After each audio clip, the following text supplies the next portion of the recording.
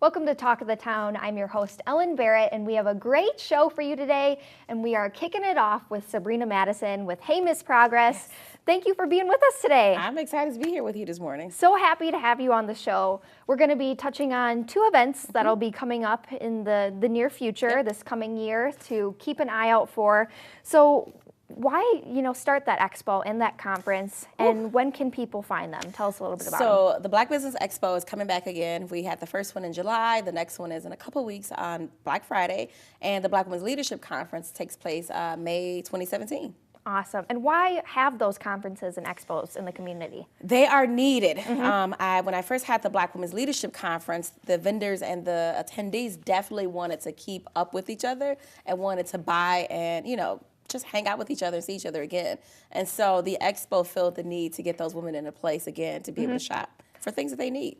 I'm sure a great networking opportunity too. Yes. And there's so many collaborations that have come from just the conference and the expo itself between business partners and community members. So a great response from both of those events, I'm guessing? Yes, one sold out quickly. Actually, both sold out. One sold out in about 6 to 8 days. Wow. 6 to 8 days, and the expo sold out tables in about 10 to 12 days. Oh my gosh. Yeah. And so we packed both rooms. So mark it on your calendar now. Yes. And then remind yourself to sign up. Yes, because it goes quickly. Okay. Really quickly. Great reminder there as well. And who are you partnering with to put on the expo and the conference? So for the Black Business Expo, Adorable.io is a great tech partner. Madison College South is a partner. Madison 365 is my media partner. Sure. They've been awesome. So for the Black Women's Leadership Conference too, still Madison 365, and American Family Insurance's Dream Bank is now on as a partner. And Edgewood College too, I forgot. Awesome. Yeah.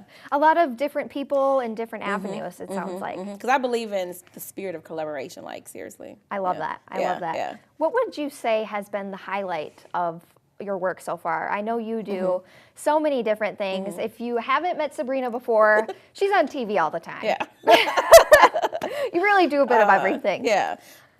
It has to be just seeing someone grow. Yeah. Like I feel like I am successful through their success. So just seeing a person go from setting a goal to meeting a goal, I am happy and I'm just as ecstatic as they are. Yeah. What a great position you're in, that you find joy out of helping people grow, and just really, an empire that you're helping grow under you. Yeah, it's incredible. It's incredible. And kind of going back to the expo and the conference, why do you think it's so important to create these spaces in the community? Well, Black folks, at least as long as I've been here, there wasn't always spaces in which you can feel comfortable or that you're invited into. Yeah. So for example, if there are larger business expos, there are not often Black folks in those spaces. So I needed to create a space which we can thrive into. Right. Yeah. That's very important, and creating those spaces, like you said, reflecting the community where you can feel safe and network and grow. Yep, definitely. Awesome. This is kind of just a random fun question. I want to know who your favorite author is and why. It has to be Bell Hooks, because I always say Bell Hooks saved my life. She helped me love and give love back. But her body of work expands our entire lives. And so it has to be Bell Hooks. She's such a casual, down-to-earth author.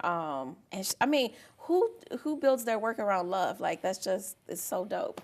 So that is an incredible message. Yeah. And I think a great message, with different things going on in America right now that we can all benefit from. Yes, definitely. Absolutely incredible. Yeah. And I want to touch on too, we got to give you a little bit of a pat on the back here, because you recently won an award. Could you share that with us? Because it's pretty cool. Yes, so I am now on Madison Magazine's M List. There are about 32 mentors and educators, and so I guess someone thought I was inspiring enough. They chose me as one of those 32, so that is awesome. Like, I'm really proud of that accomplishment. Congratulations. Yeah. Thank you. That is so incredible. Yeah. And where can people find you online? I know you do a lot of public speaking, you're involved in a lot of different things, whether it be mentoring or, hosting these great events and, putting the right people together, helping you meet the right people. Where can people find you? So always at heymissprogress.com. Simple. You can find me like that on social media. Every social media platform is always Hey Miss Progress. Perfect. Yeah. A great way to start, and you can go from there. Yes. Wonderful. Definitely. Again, this is Sabrina Madison with Hey Miss Progress. Thank you so much for being with us today. Thank you for having me. I'm excited. Love having you on the show. Love it. This is fun. And we'll be back with more Talk of the Town here on Wisconsin's 57 Television right after this. Welcome back to Talk of the Town, and I am joined now by Anna and Chris with Von Rutenberg Ventures. Thank you both for being here today. Thank you for having us. Yes, new faces to Talk of the Town. It's going good so far. Haven't scared you away yet.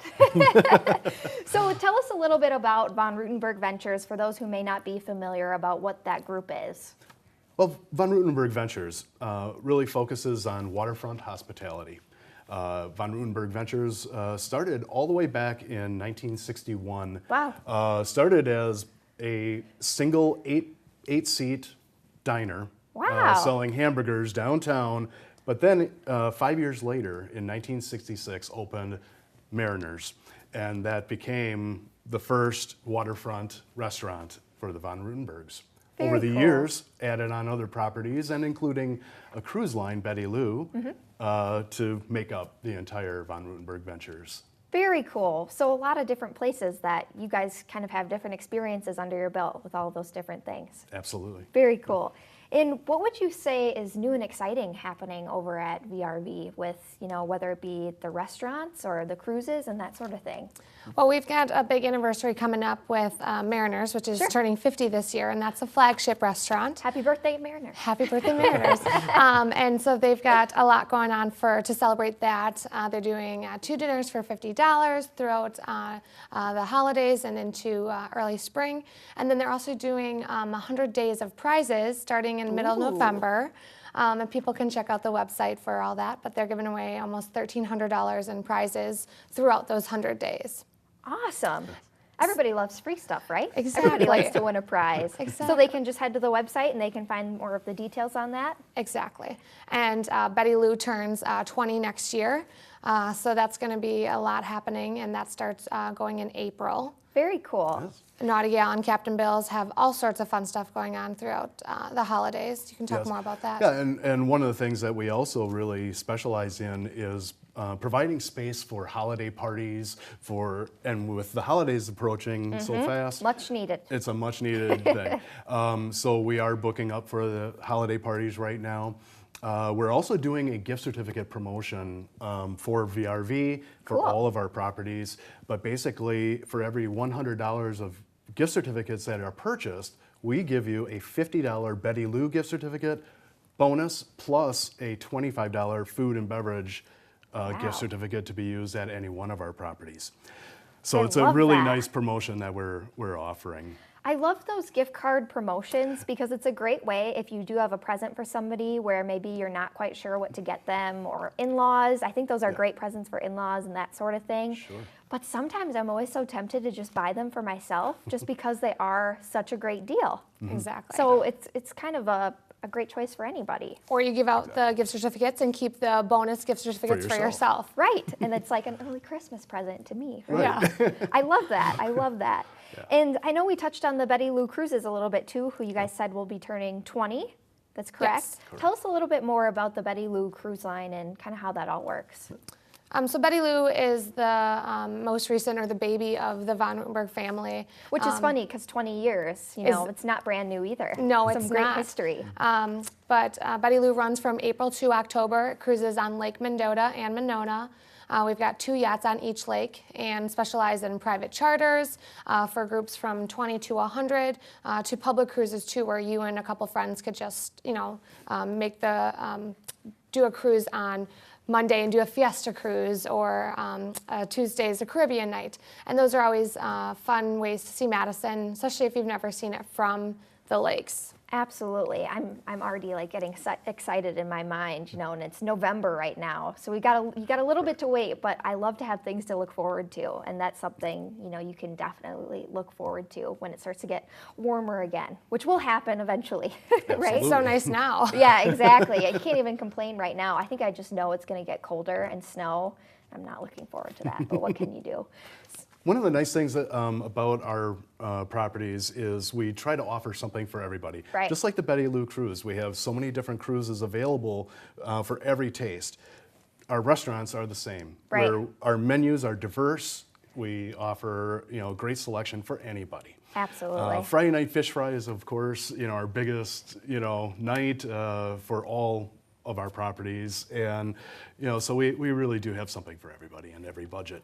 The future is looking bright, that's for sure. You guys Absolutely. are going strong. I Yes. love it. And again, this is with the Von Rutenberg Ventures. This is Anna and Chris. Thank you guys so much for being with us today. Thank you for having us. We Thank appreciate you. it. And we'll be back with more Talk of the Town right here on Wisconsin's 57 right after this.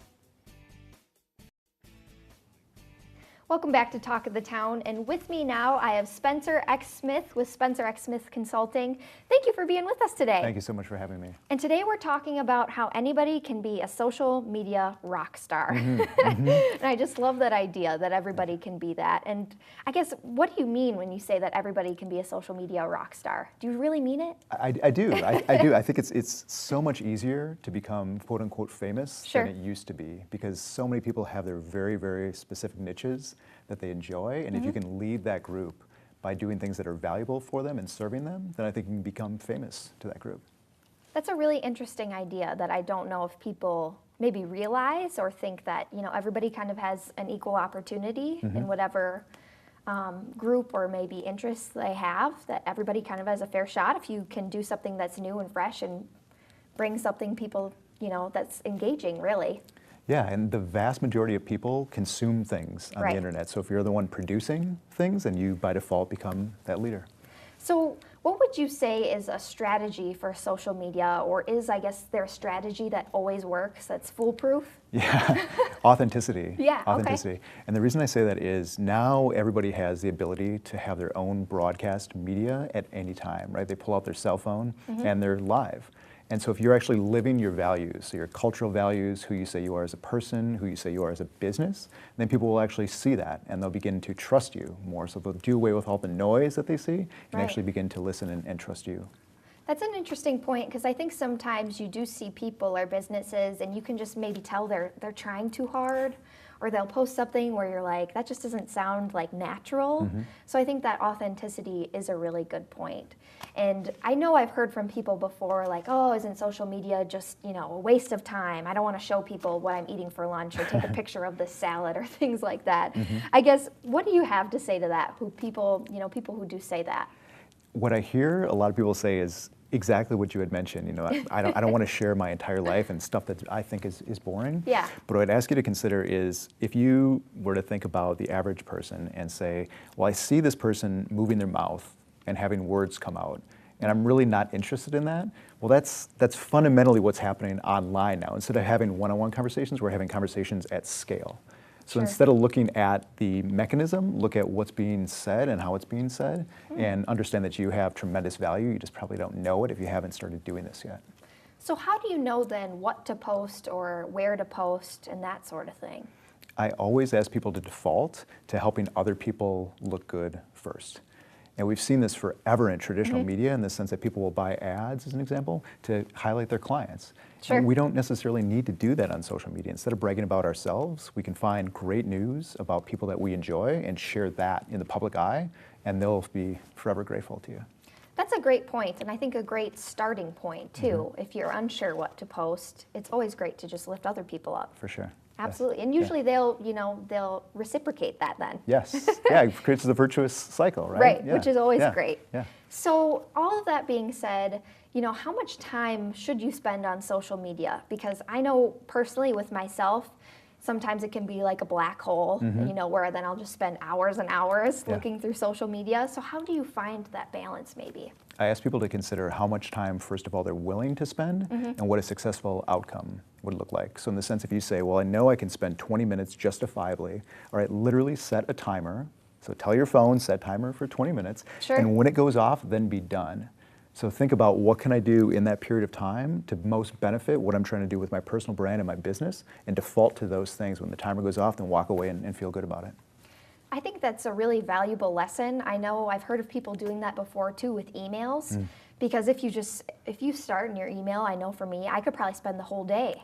So if you set guidelines and then you kind of feel better about it, I would think too, when you end up walking away from it, that you already have set a time to come back and you kind of have a plan. Yeah. Would you say that's true? As opposed to people being apathetic and doing nothing, Right. to do something and then feel good about actually doing something reinforces that behavior. Absolutely. Yeah.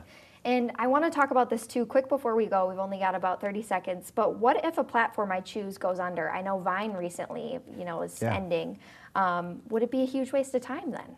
In my estimation, no. And the thing I always bring up is if people have learned to type, okay, on a typewriter or Yeah. keyboard, and now they know how to text, well, you never took texting lessons. It transferred. Right. Okay, so if you practice distilling your ideas in your mind and sharing those and adding value to an audience, it doesn't matter what platform it is. It's always going to be important. Easy to transfer. Yes. It'll be an easy transition. Yes. Some great advice, some great information. I'm excited. I'd love to learn more. We'll have to have you back again sometime. Thank you. And again, this is Spencer X. Smith with Spencer X. Smith Consulting. Thanks for being here today. Thank you for having we me. appreciate it. And we'll be back with more Talk of the Town right here on Wisconsin's 57 after this. Welcome back to Talk of the Town, and with me today I have Anna and Susan Donahue, and they're with the Catalyst Project. Thank you both for being with us today. Thank I you. appreciate it. So happy to have you both here. And I want to start off with, for those who may not be familiar, what is the Catalyst Project? Let's start there. So the Catalyst Project is a recently founded nonprofit. Awesome. And basically we are a community of parent partnerships and therapeutic interventions. So Okay. we have up to 4 families, moms and their children, who have experienced homelessness, living together in a community-style housing arrangement, and they have access to extensive and individualized support and empowerment services there. Wow, that sounds pretty incredible and like a lot of work too. Yes. I'm sure a lot of help goes into Yes. making it all happen and putting it all together. And what would you say, what research and values are at the core of the work that the Catalyst Project does? So we want to work with families with young children because of the extensive amount of research Sure. that talks about the primary importance of the first few years of life and the unparalleled brain development that occurs during that time. Wow. So if you can provide a nurturing, safe, and stimulating environment for children, you have the opportunity to change the trajectory of their life. On the other hand, there's research that shows that homelessness and other traumas and adverse childhood experiences, as some call it, those can kind of derail that trajectory and can have negative lifelong personal health impacts and impact participation in risky behaviors and actually decrease one's lifespan. But the effects are not only personal, they're on our society as a whole. And so we want to decrease the number of adverse childhood experiences that kids go through and to lessen their impact. That's really interesting because, at least in my personal experience with, learning the statistics and the research, I don't know if I've heard a lot about children who have been homeless and how that affects their lives. So that's really interesting to me. And that kind of leads me to my next question too about why you guys started the Catalyst Project. Obviously, there are a lot of organizations in the community that are spreading awareness or trying to combat homelessness or help those who are homeless or maybe at risk. But why start the Catalyst Project? Right, there are a lot of organizations in the community that are working with young families and with homelessness. And they're using some awesome research-based practices. We just wanted to put those together into an intentional whole. So we wanted to be both the home visitor and the landlord so that we could respond to individual tenant circumstances and hopefully prevent evictions. And we wanted to be the parent partner and the room designer so that we could put a play kitchen in the real kitchen and facilitate, allow for imitation and mimicking of adult behaviors and positive interaction during daily tasks. Very cool stuff. And I know you kind of answered this as well, but what would you say, is your goals or what you hope to accomplish through the Catalyst Project? Well, I'll take that one. Sure. Ultimately, we think that it's important, in fact, we know it's important to have the voice of people who have not been well served by society in on the conversation on what to do about those issues. Point. Yeah. And so we hope that by providing stability in the form of housing and community, that will free up some of the single moms' mental space for non-emergency issues. Sure. So as to develop her parenting and her own gifts Yeah. beyond parenting to not only for herself, but for her family and for society.